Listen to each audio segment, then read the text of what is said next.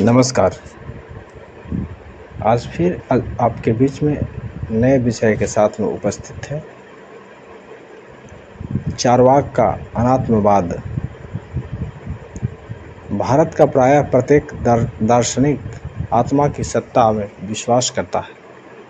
आत्मा भारतीय दर्शन का मुख्य अंग रहा है, परंतु चारवाक दर्शन इस संबंध में एक अपवाद है। प्रत्यक्ष को ज्ञान का एकमात्र साधन मानने से वह उन्हीं वस्तुओं का अस्तित्व मानता है जिनका प्रत्यक्षीकरण होता है। आत्मा का प्रत्यक्ष नहीं होता है, अतः आत्मा का अस्तित्व नहीं है। अन्य भारतीय दार्शनिकों की यह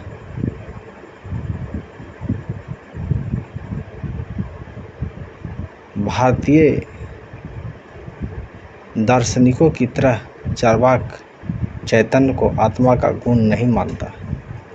चैतन्य शरीर का गुण है। शरीर में ही चेतना का अस्तित्व रहता है।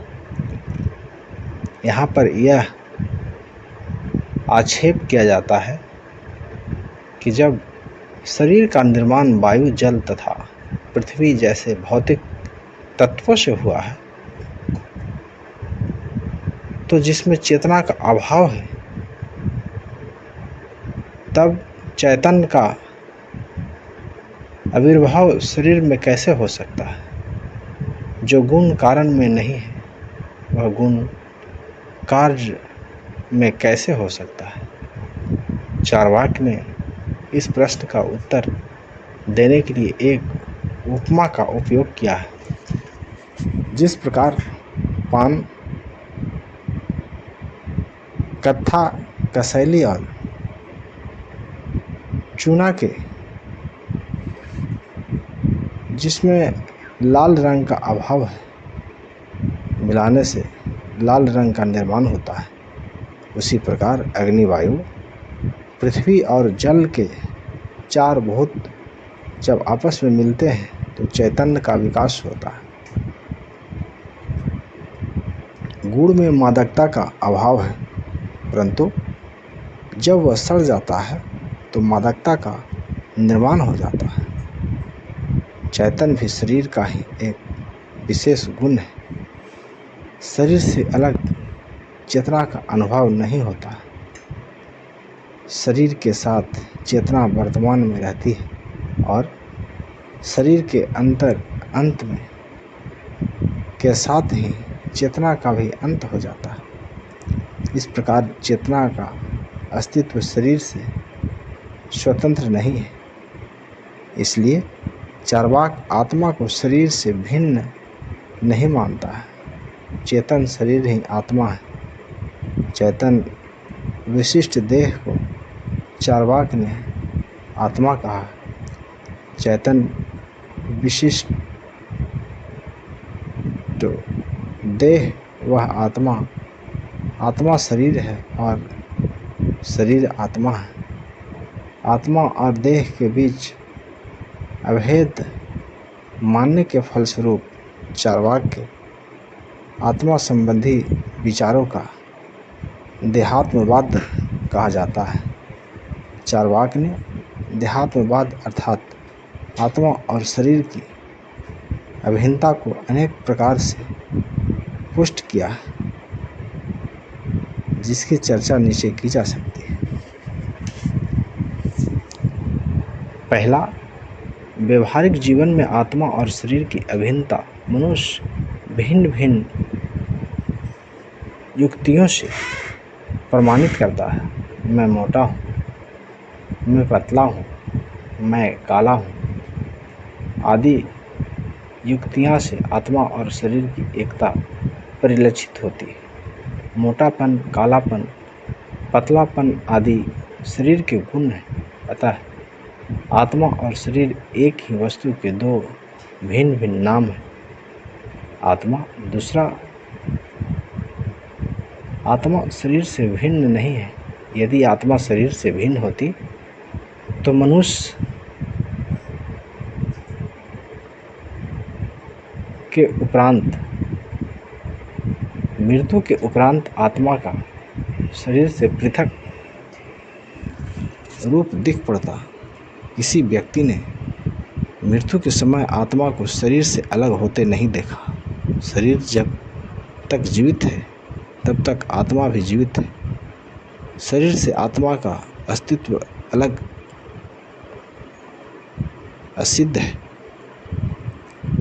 जन्म से पूर्व और मृत्यु के पश्चात आत्मा का अस्तित्व मानना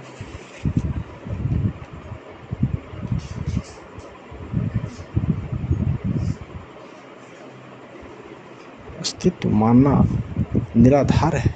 जन्म के पश्चात चेतना का आविर्भाव होना होता है और मृत्यु के साथ ही उसका अंत हो जाता है।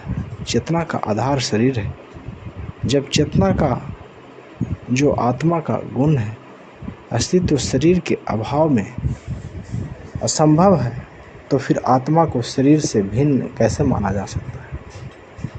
शरीर से भिन्न आत्मा की सत्ता नहीं मानने के फलस्वरूप आत्मा से संबंधित जितने भी प्रश्न हैं उसका चार्वाक खंडन करता है। असाधारणतः का दार्शनिक आत्मा के अमरत्व में विश्वास करता है, परंतु चार्वाक इस मत के विरुद्ध आवाज़ उठाता है। आत्मा अमर नहीं है। शरीर के नाश के साथ ही आत्मा की स्थिति का भी अंत हो जाता है। वर्तमान जीवन के अस्तित्व कोई दूसरा जीवन नहीं है। पूर्व जीवन और भविष्य जीवन में विश्वास करना निराधार है। पुनर्जन्म के मानने की कोई आवश्यकता नहीं है। यदि आत्मा का पुनर्जन्म होता तो फिर जिस प्रकार हम बुढ़ापे में अपनी वात्सल्य के अनुभवों का स्मरण करते हैं, उसी प्रकार आत्मा को भी अतीत जीवन के अनुभवों का अवश्य स्मरण होता है, परंतु आत्मा को पूर्व जीवन की अनुभूतियों का स्मरण नहीं होता, जिससे प्रमाणित होता है कि आत्मा के पुनर्जन्म की बात मिथ्या है। आत्मा एक शरीर के बाद दूसरे शरीर को नहीं धारण करता। जिस प्रकार शरीर मृत्यु के उपरांत भूत में मिल जाता है, ठीक उसी प्रकार आत्मा भी भूत में विलीन हो जाती है। चार्वाक ने कहा भी है, शरीर के भस्म होने के उपरांत आत्मा कहाँ से आएगी। जब आत्मा अमर नहीं है तो स्वर्ग और नरक का विचार भी कल्पना मात्र है। प्राचीन धार्मिक ग्रंथों में स्वर्ग और नरक की संकेत मिलता है। कहा जाता है कि स्वर्ग और नरक परलौकिक स्थान है जहाँ आत्मा को पूर्व जीवन के कर्मों का फल मिलता है। स्वर्ग एक आनंददायक स्थान है जहाँ मानव को उसके अच्छे कर्मों के लिए पुरस्कार मिलता है। इसी के विपरीत नरक एक कष्टदायक स्थान है जहाँ आत्मा को बुरे कर्म के लिए दंड दिया जाता है। मीमांसा दर्शन स्वर्ग को मानव जीवन का चरम लक्ष्य बताता है। जो व्यक्ति अच्छे कर्म यज्ञ हवन इत्यादि करता है वह स्वर्ग का भागी होता है। जो मानव बुरे कर्म जैसे चोरी डकैती हिंसा इत्यादि करता है वह नरक का भागी होता है। धार्मिक ग्रंथों में स्वर्ग और नरक का जो चित्र खींचा गया है, चार्वाक उससे सहमत नहीं है। चार्वाक के अनुसार शरीर के भिन्न आत्मा नहीं है। जब आत्मा का अस्तित्व नहीं है तो स्वर्ग नरक की प्राप्ति किसे होगी। आत्मा के अभाव में स्वर्ग और नरक की धारणाएं स्वयं खंडित हो जाती है।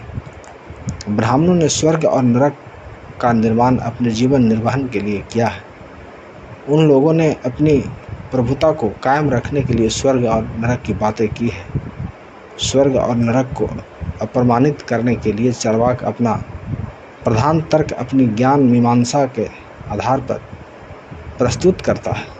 चार्वाक के अनुसार प्रत्यक्ष ही एकमात्र ज्ञान का साधन है। स्वर्ग और नरक का अस्तित्व तभी माना जा सकता है जब इसका प्रत्यक्षित हो। स्वर्ग और नरक का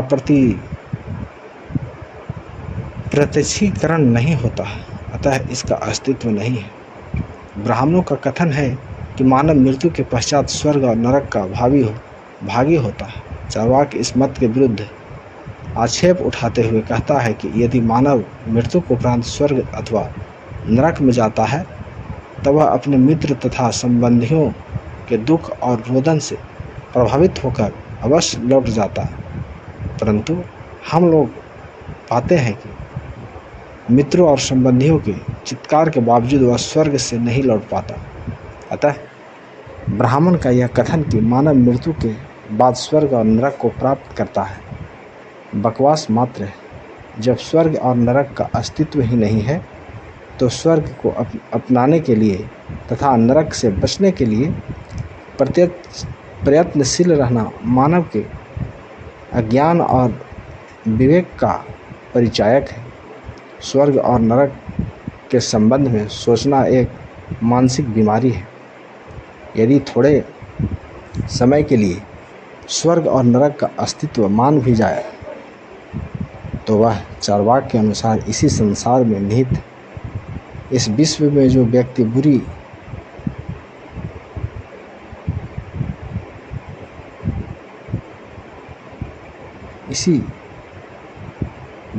व्यक्ति सुखी है वह स्वर्ग में है, जो व्यक्ति दुखी है वह नरक में है। स्वर्ग और नरक सांसारिक सुखों और दुखों का सांकेतिक नाम है। इसलिए चार्वाक ने कहा कि सुख में ही स्वर्ग है, दुख में नरकम, दुख ही नरक है। इस लोक के अतिरिक्त चार्वाक दूसरे लोक की सत्ता का खंडन करता है, क्योंकि परलौकिक जगत के अस्तित्व का कोई सबूत नहीं। अतः परलोक का विचार भ्रांति मूलक है। जिस प्रकार से चार्वाक अपने विचार और दर्शन को प्रस्तुत करते हैं, यह दुनिया का ऐसे ईश्वरवादियों के लिए एक सीख है। तो साथियों, आपको यह कैसा लगे इसके बारे में हमें कमेंट करके बताएं। हमारे चैनल को सब्सक्राइब करें, लाइक और शेयर करें। शुक्रिया। जय संविधान, जय भारत, जय लोकतंत्र, नमो बुद्धाय।